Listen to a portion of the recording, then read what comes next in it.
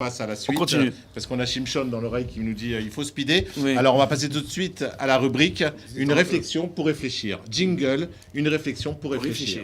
Tu l'as en tête? Le jingle Attends. Une réflexion pour réfléchir.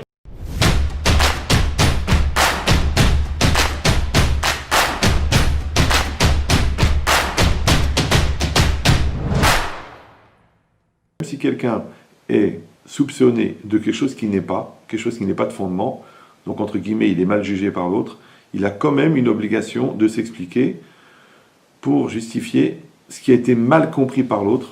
Alors je vous souhaite de bien débattre sur ce sujet, qui parle en fin de compte du regard de l'autre et du principe de voir l'autre positivement. Bonne continuation. Bye.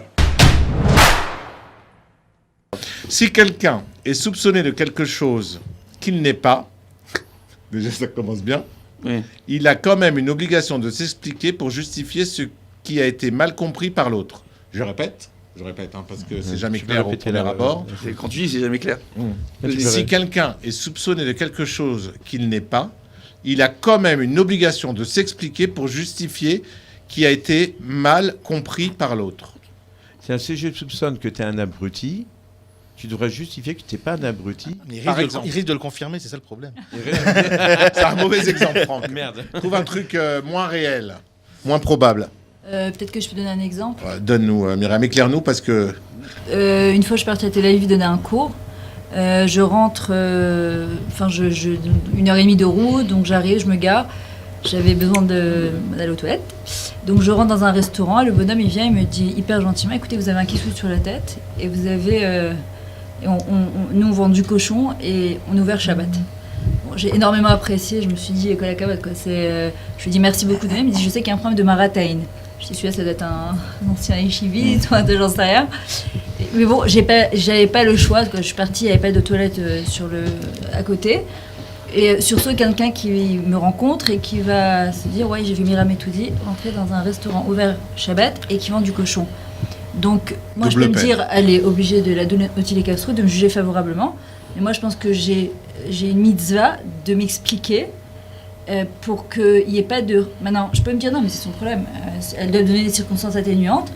Mais moi je me dis si déjà la personne m'a vu pour que ça fasse pas boule de neige et qu'il n'y ait pas rassurant de Chilou Hachem, de transgression du nom d'Hachem, c'est d'expliquer, pas pour le candidat de m'expliquer en disant voilà j'avais pas le choix de Mais tu penses que m'arrêter. c'est à toi de t'expliquer ou plutôt c'est à la personne qui t'a vu parce que toi tu sais pas qu'elle t'a vu. Parce que c'est elle qui doit justement, au lieu de penser du mal, venir te poser la question Expliquer. pour s'expliquer. Elle, Elle, juger pas toi. Kapsrout, c'est ce qu'elle a dit. C'est justement, moi Voilà. je peux me dire, normalement elle est censée me juger qu'elle faisait route. Moi si je vois par exemple le Rav Yaakov Citruk rentrer dans un restaurant comme ça, Chas v'shalom. Chas v'shalom, Chas ça v'shalom, peut s'il vous arriver. plaît. Peut-être qu'il a rencontré un ami d'enfance de 30 ans, j'en sais rien. Après ça va me passer par l'idée de me dire, il est rentré dans un restaurant. Ben, il y a des gens, parfois ils n'ont pas toujours Où il cette me voit capacité. dedans, il veut rentrer. Je me dis, pour ne pas laisser l'ombre du doute, je pense que oui, il y a une mitzvah d'aller s'expliquer pour que Chaz v'shalom, ça fasse pas boule de neige. Et d'ailleurs, je l'ai même expliqué dans un de mes cours, parce que je sais qu'on m'avait vu et que je suis sortie en plus avec un sac de nourriture. Donc ça Wow. veut tout de Ah, t'avais suite... commandé Ah ouais. Non, pas là-bas. Chas v'shalom. On va finir dans ce modèle. Bon allez, vas-y, à vous maintenant. Franchement, c'était bon. Rav Citruk, votre avis sur cette réflexion? Alors moi je dirais comme ça qu'il y a deux cas de figure possibles. Il y a le cas qu'on vient d'entendre, où je me mets dans une situation qui prête à confusion. Donc je rentre dans un restaurant qui n'est pas cachère, forcément je m'expose à un regard qui peut être mal perçu. D'accord ? Alors là oui c'est vrai, je pense qu'il faut s'expliquer, c'est impératif. Moi je sais qu'un jour mes parents ont vécu la même situation, c'était pas pour aller aux toilettes, mais mon père voulait rentrer dans un restaurant qui était pas cachère, ça se passe en France, et il était dans un trou perdu en France, et mon père je sais plus ce qu'il voulait demander comme Bussy renseignement. Saint-Georges. Bussy Saint-Georges. Alors il dit je vais rentrer dans ce restaurant. Et ma mère lui dit écoute quand même tu peux pas te permettre. Et mon père il lui dit mais enfin qui va nous voir ici? Alors il s'approche pour rentrer dans ce restaurant. Et là, tout d'un coup la porte du restaurant s'ouvre et il voit un juif qu'il connaissait très bien. Il dit ah monsieur Grand. Il n'est pas rentré. Mais il nous a dit sur là j'ai compris qu'il fallait pas que je rentre. Donc là c'est une certaine situation. Maintenant, il y a d'autres choses. Si, par exemple, prenons un exemple, on va dire, plus problématique, on traite quelqu'un de menteur ou de voleur, alors qu'il n'a jamais volé, il n'a jamais menti. D'accord ? Est-ce que je me dois, moi, de passer mon temps à me justifier à propos de ce que les autres pourraient penser ou dire de moi.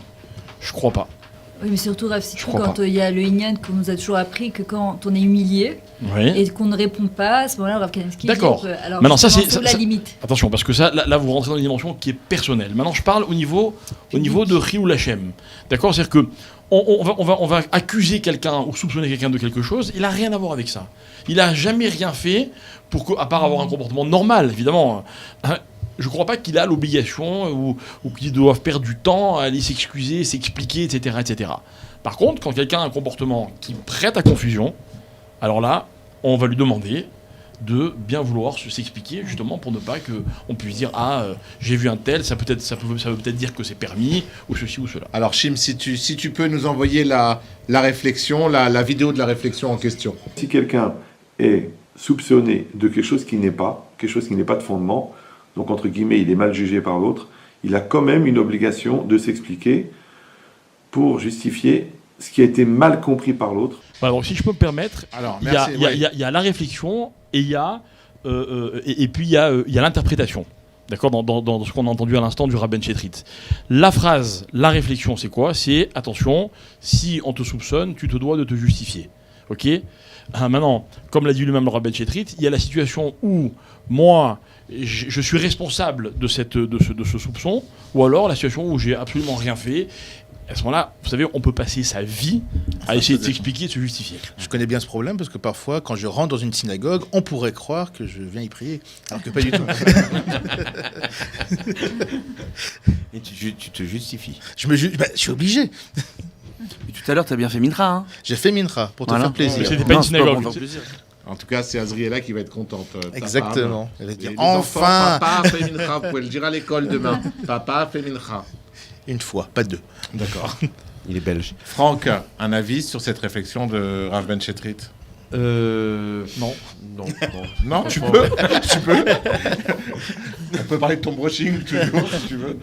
Oui, non, mais c'est sûr que, comment ça s'appelle Quand il dit non, c'est qu'il y a une demi-heure de parlotte, hein, Franck. C'est toujours pareil. Vas-y, non, je t'écoute. alors non, oui, non, mais, non, ce que je veux dire, c'est vrai que, en fait, l'être humain a tendance à toujours juger son voisin dans tout.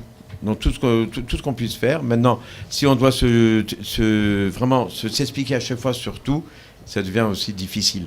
Parce que l'être humain, sa nature, c'est dire, tu vois l'autre arriver avec une nouvelle voiture ou l'autre sortir à Ça, 2 c'est heures sa du mauvaise matin. nature. C'est pas sa nature de base. Comme elle dit Myriam, C'est sa nature, sa l'idéal, nature à c'est l'homme. de juger tout le monde cap zéro.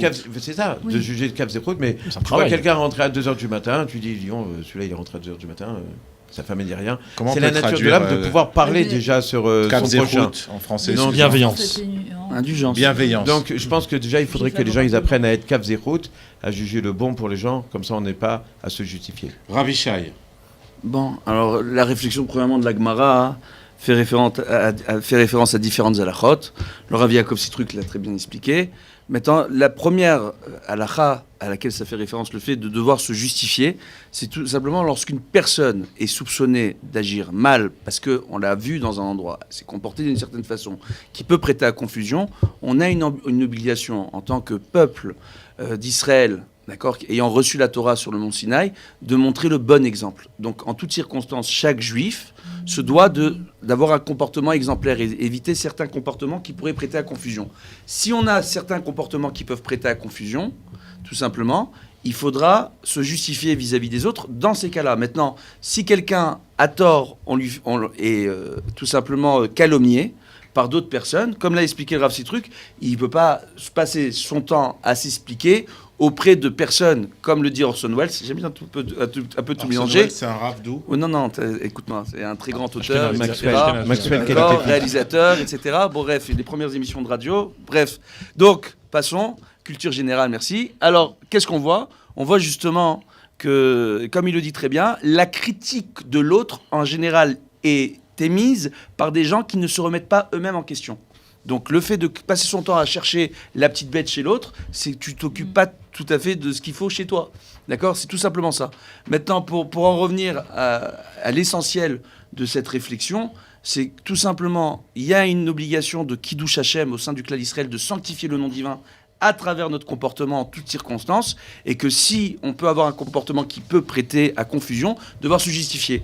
Il y a une époque justement où il y a eu un communiqué de la Rabbanout, parce qu'il y avait la place de la bourse à Ramat Gan, où aux heures du soir, il y a différents clubs, différents endroits très mal fréquentés, où là-bas on ne devrait pas avoir de religieux, et on voyait des religieux tard la nuit, là-bas, dans ces endroits-là, il y avait beaucoup de gens qui commençaient à dire « T'as vu ces religieux, où est-ce qu'ils vont traîner le soir à la bourse de Ramat Gan, etc. » Mais ce qu'ils ignoraient, c'est ces quelques religieux qu'ils voyaient, étaient tout simplement les mashgichim dans les hôtels là-bas, où il y a des salles de fête pour les mariages et les bar mitzvot. Il y avait des mashgichim qui sont là-bas, et puis il y a aussi d'autres choses. Il y a la bourse au diamant, où, contrairement à ce qu'on peut croire, la majeure partie des gens dans la bourse du diamant sont des orthodoxes, et ils font partie des plus grandes fortunes en Israël. D'accord. Et des fois, ils sont obligés de travailler avec l'étranger. Ils ont dans leur bureau des horaires par rapport à certains décalages horaires qui expliquent leur présence à ces horaires-là. Il y a moins de Tunisiens ces endroits-là. Hein, il y a moins de Tunisiens là-bas. Un petit peu, ouais. Ils essayent de rentrer un peu partout. C'est pour ça que c'est beaucoup moins sympathique de travailler là-bas. Merci beaucoup. On va passer tout de suite Incroyable.